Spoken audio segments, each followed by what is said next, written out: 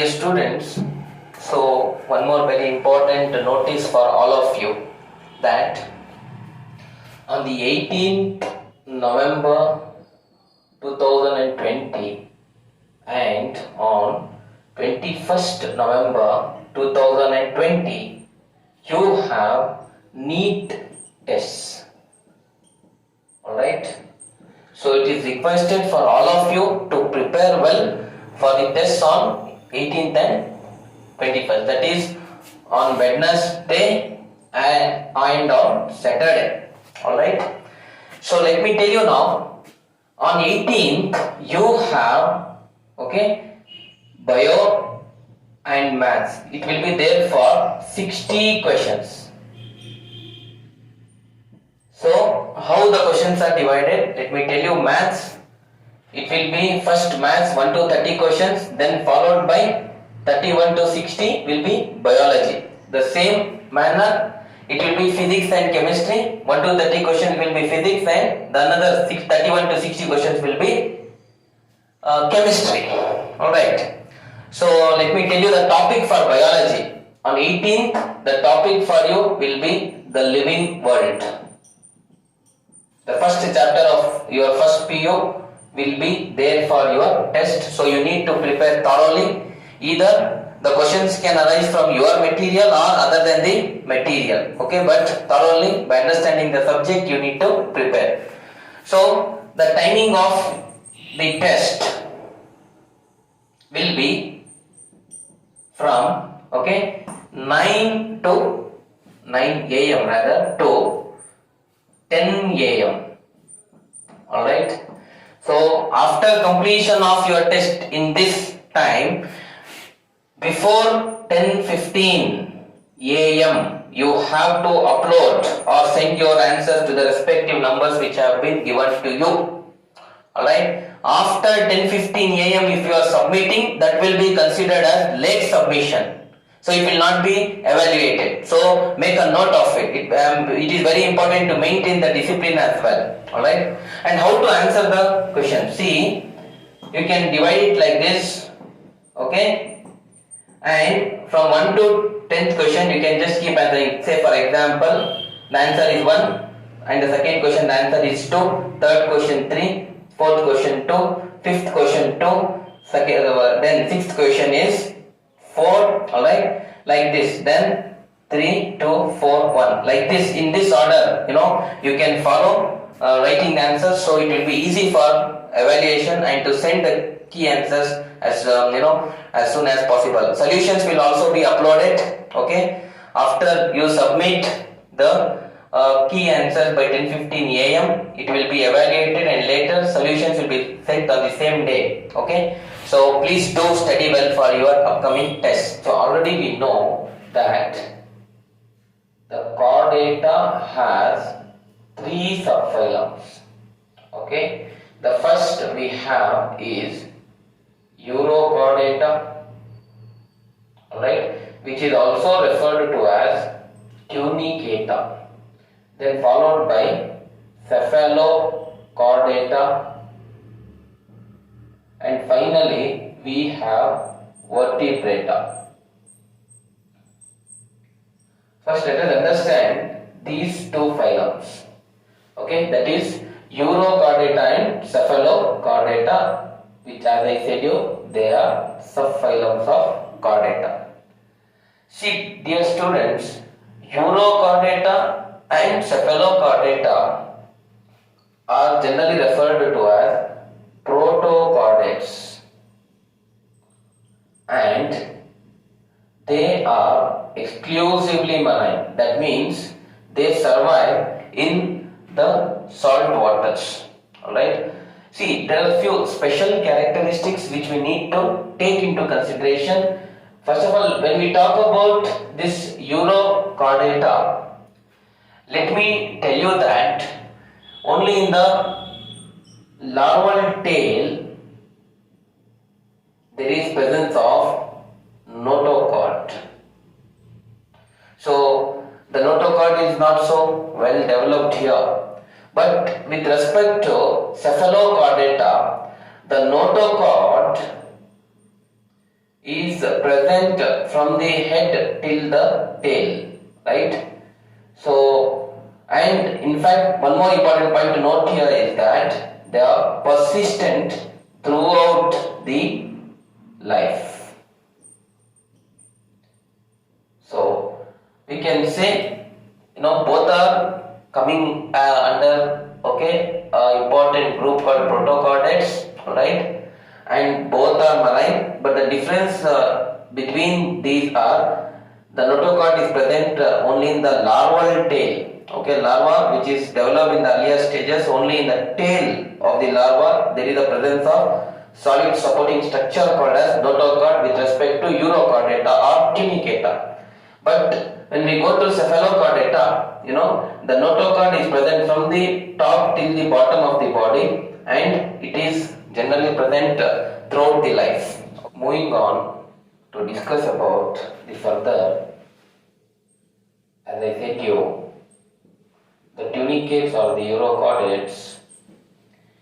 Okay, let me tell you that they have the larva which is referred to as tadpole larva.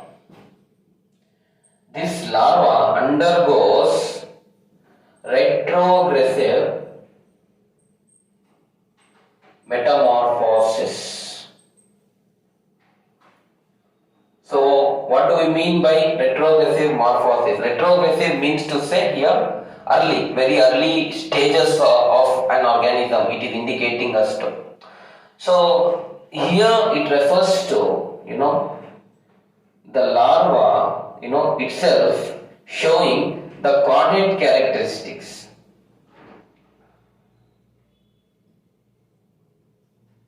See, the larva will have the notochord, and also it will have the tail.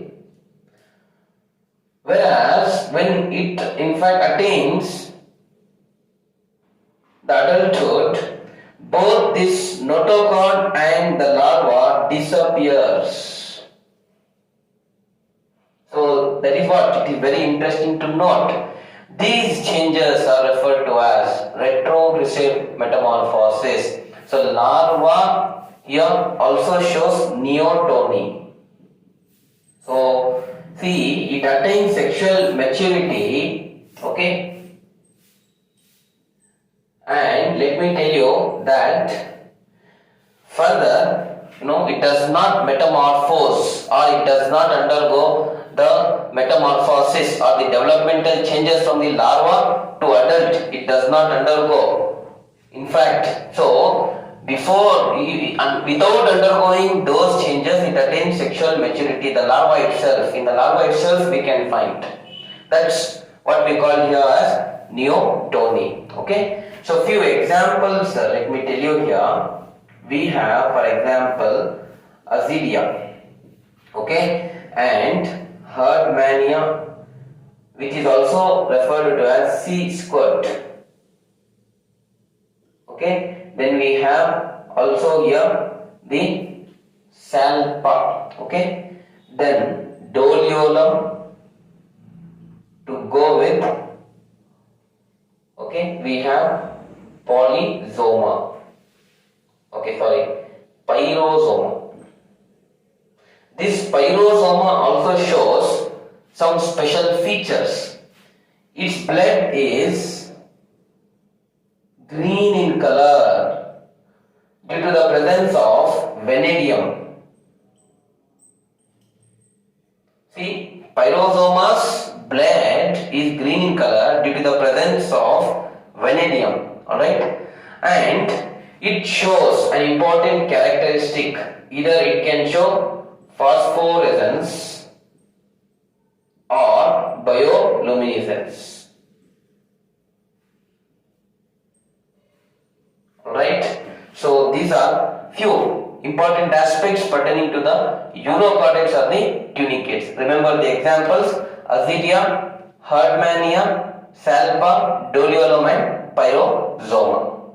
The next important subphylum we are going to discuss here is cephalochordata. Alright. So when we we consider this, let me tell you, I've already told you that, generally these are also marine, okay, and most of them have segmented bodies, alright. Their bodies are elongated, alright. They are marine, segmented, and their body is elongated, alright. These are basic characters, and as I said in the adult itself, in fact we can say throughout their life, and throughout their length of the body, they can find the notochord, alright.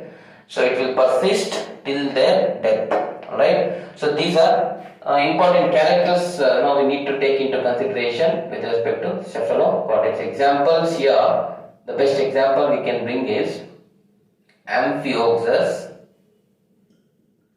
or we can also call that as lancelet, alright, or branchystoma in general we refer it to as. Okay, then moving on to the next subphylum, we have vertebrata. So as we are vertebrates, we are well aware of all these characters. Anyway, let me tell you the most important among them. See, here what you can find is these vertebrates in fact have notochord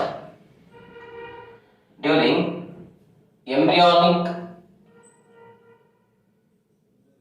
stages, right? But further, after embryonic stages, this notochord is replaced by either cartilaginous or bony vertebral column. That's where we use the one sentence here to represent this. See, all vertebrates are chordates, but all the chordates are not vertebrates. I hope you understood the statement, because the vertebrates, they have the notochord compulsorily during their embryonic stages, but in the later stages of their development, when they attain adulthood, that will be replaced by either cartilaginous or bony vertebral column. Alright. To go with this other, the most contrasting features, they have ventral muscular organ called heart. Right. This heart can be either two-chambered.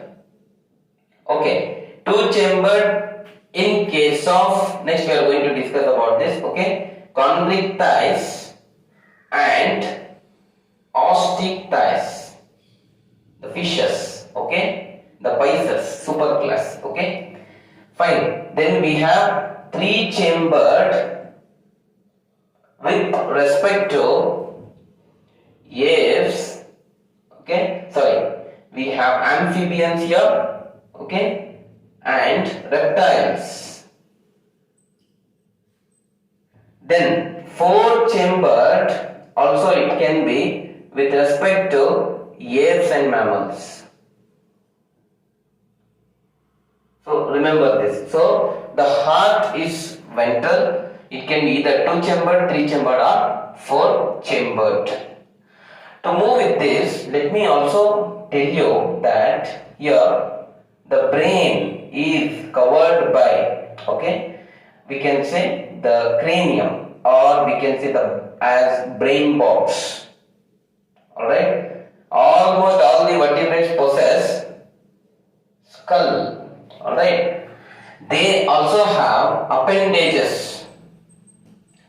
Okay, appendages can be either in the form of fins, alright, that is the body extensions, okay, which are important for the process of locomotion. Okay, so fins are present, or it can also have limbs. Okay, see, heart is ventral, brain is covered by a brain box called cranium. Almost all the vertebrates have skull, okay, which gives protection to the brain. Alright, then they have body extensions which help in locomotion, that is fins as well as limbs. Okay, almost all the vertebrates have the excretory organs called kidneys, okay, which help in Okay, excretion and osmoregulation. It helps in two important processes. Elimination of metabolic waste, nitrogenous waste. Okay, that we refer it to as the excretion. Then secondly, osmoregulation.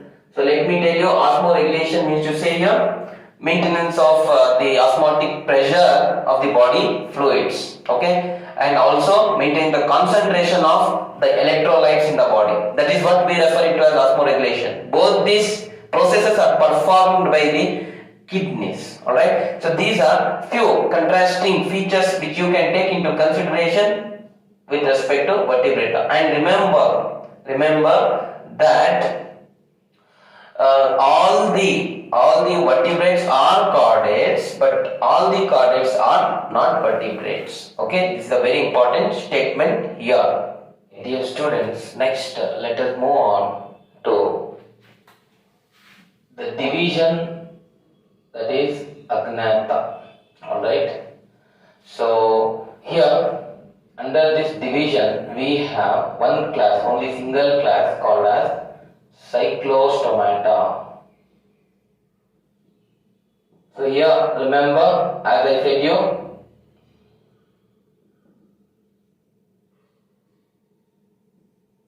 here in fact jaws are absent with respect to the division agnata. Under that only one class we are going to discuss. Okay, and it has one class called CYCLOSTOMATA. Alright, so they lack jaws. Okay, remember that. And in fact, more importantly, they are ectoparasites on some fishes. When I say ectoparasites, remember that they depend on the fishes. They in fact attach to the fishes on their body. Okay, and they in fact survive there. Okay, so this is why I am saying the word ectoparasites on some fishes. They have elongated body. The body in fact here is very much elongated. Let me show, say for example here. Okay, let us say we have, alright,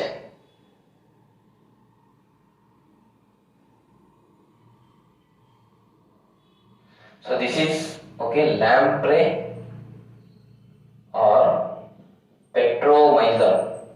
So just rough structure to make you understand, their body is elongated. Alright, they have around 6 to 15 pairs of gill slits.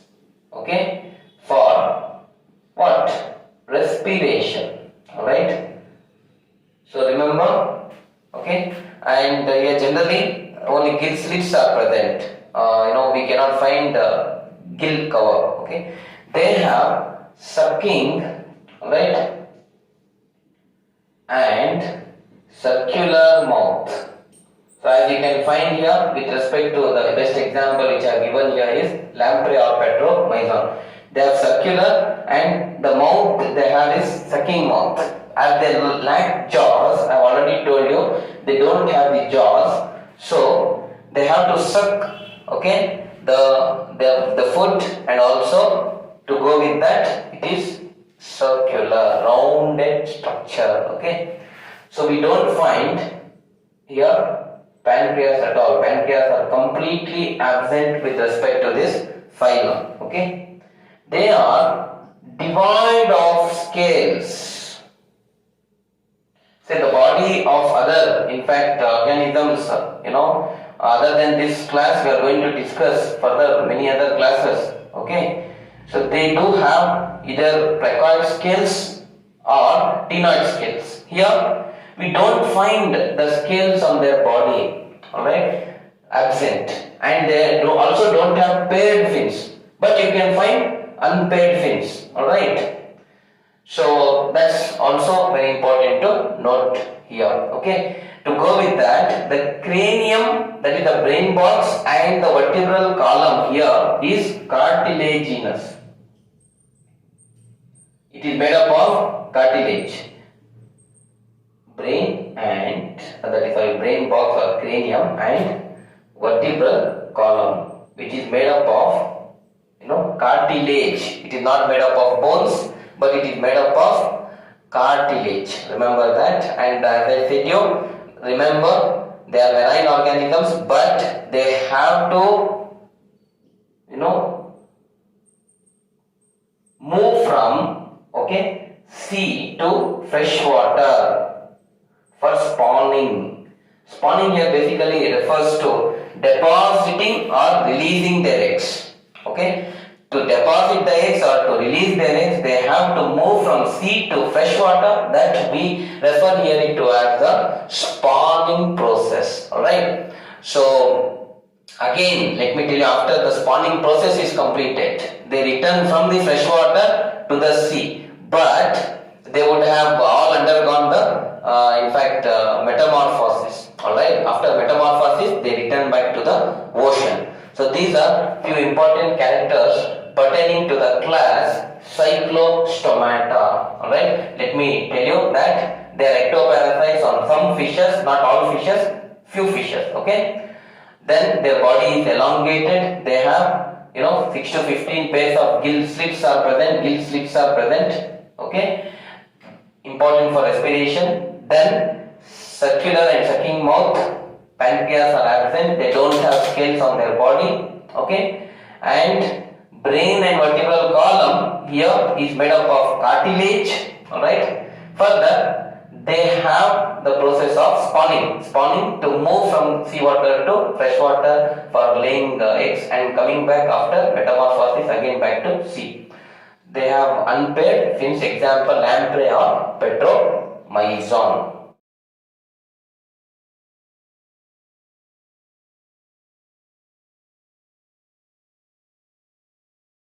Moving on to the division Gnatostomata. So these organisms possess jaws. Jaws are present. Alright. Under this, let us discuss about Pisces superclass, which has the first class, that is Chondrichthyes. Alright students, so Chondrichthyes can also be called as elasmobranchs, alright, or cartilaginous fishes. So their endoskeleton is cartilage.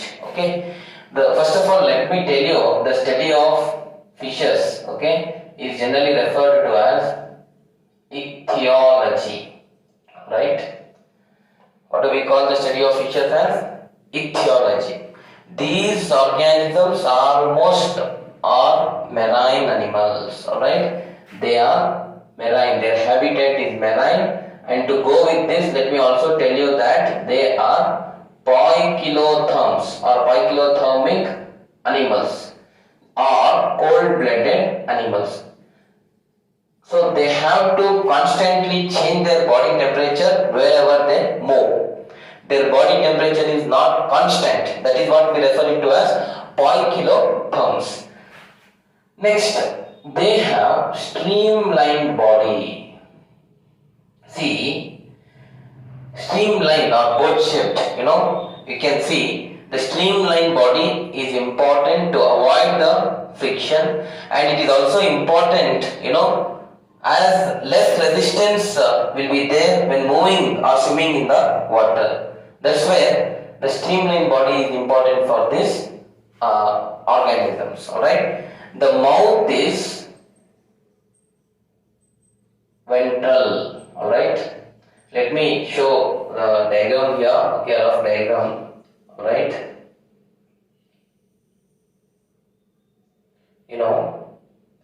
the mouth is generally, it is ventral. On the front side of the body, it is located, not on the back side. So mouth is ventral. Alright. Further, to go with that, let me also tell you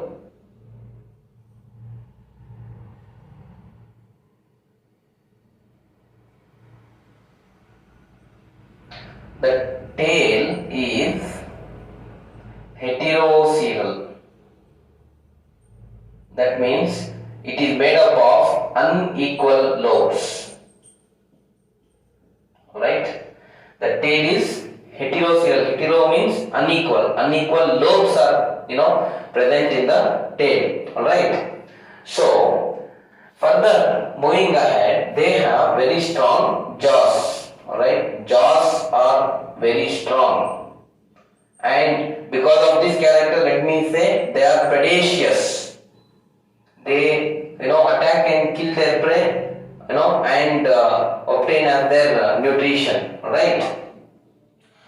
So moving ahead, let me also tell you that their endoskeleton, internally their endoskeleton is made up of cartilage. Alright? And exoskeleton is made up of very minute microscopic scales. We call those scales here as the placoid scales.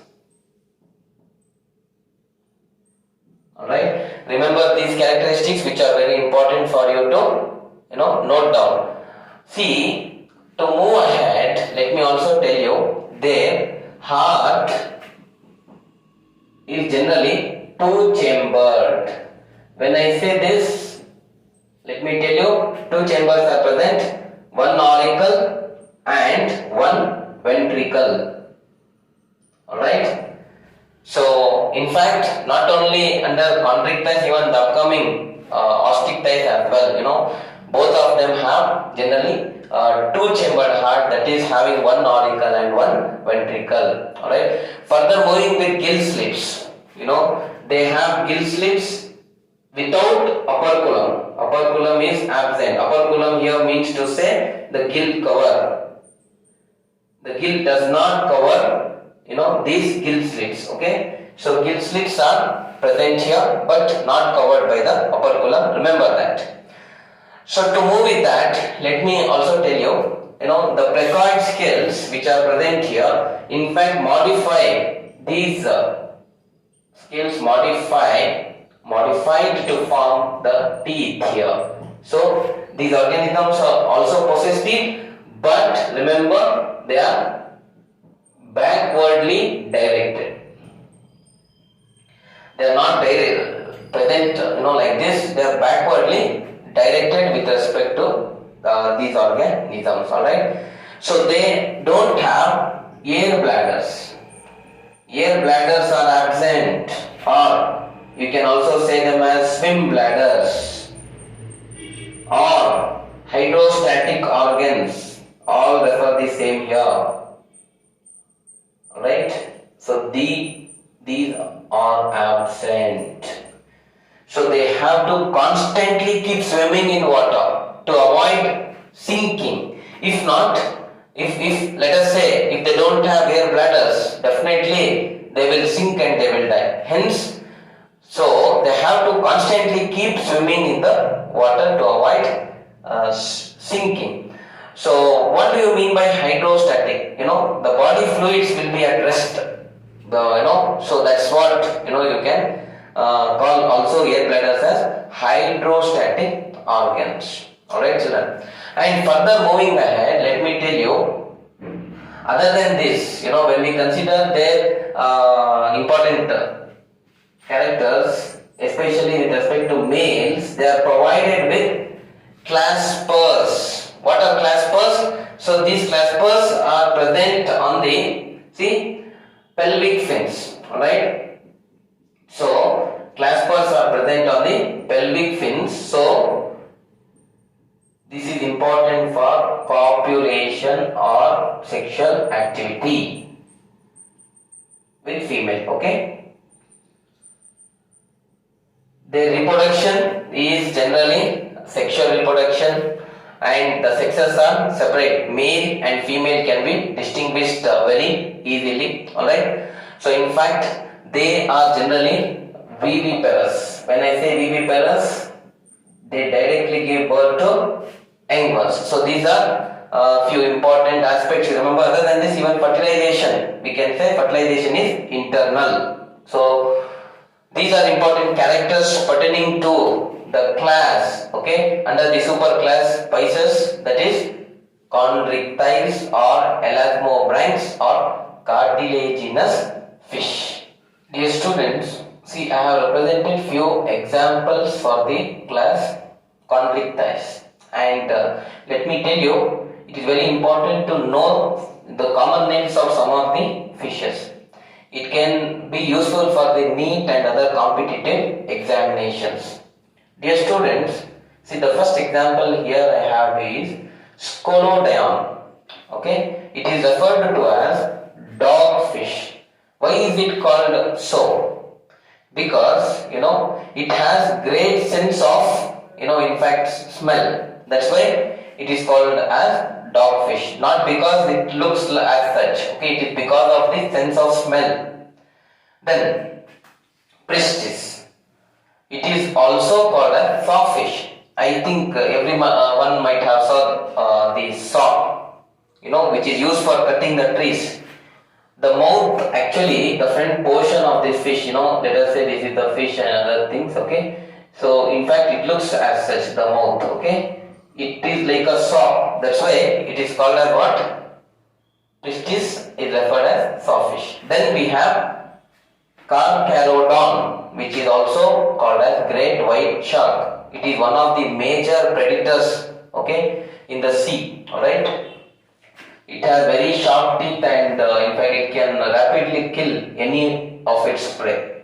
Trigon we have next. So it is also called as stingray. It has stings, okay, through which it can kill its prey, and definitely it is very advantageous for its predation, alright, to catch its prey. Furthermore, see, torpedo. It is also referred to as electric ray. It releases electricity from its body, okay, so which is very dangerous for its predators as well as to catch its prey also. It is one of the advantage for this fish. Then again, based on here generally appearance, we call this chimera as ratfish, rabbit fish or ghost fish, right? Remember, so these are few examples which I felt will be useful for you, okay. Scolodion, Pistis, Carcharodon, Trigon, Torpedo and Chimera for chondrichthyes.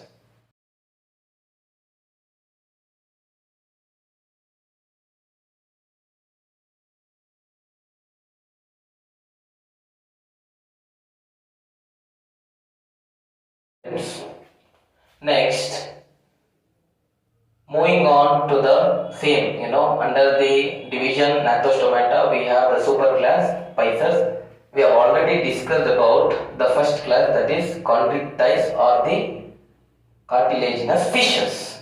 Here we are going to discuss about its second class. We call this to as OSTEICHTHYES, or they are also called as bony fishes. Alright. Their habitat, dear students, here can be both marine waters, okay, as well as the fresh water. Alright.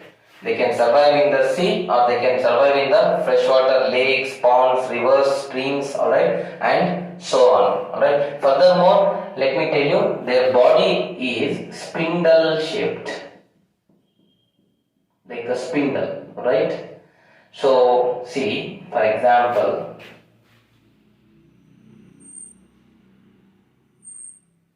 this is what we say, spindle shape. And further, let me tell you, they have,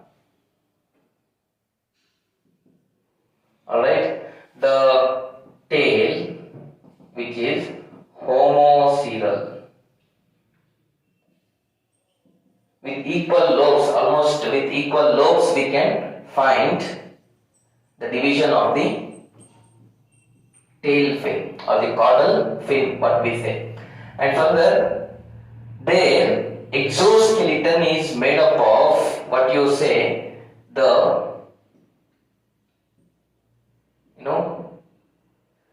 tenoid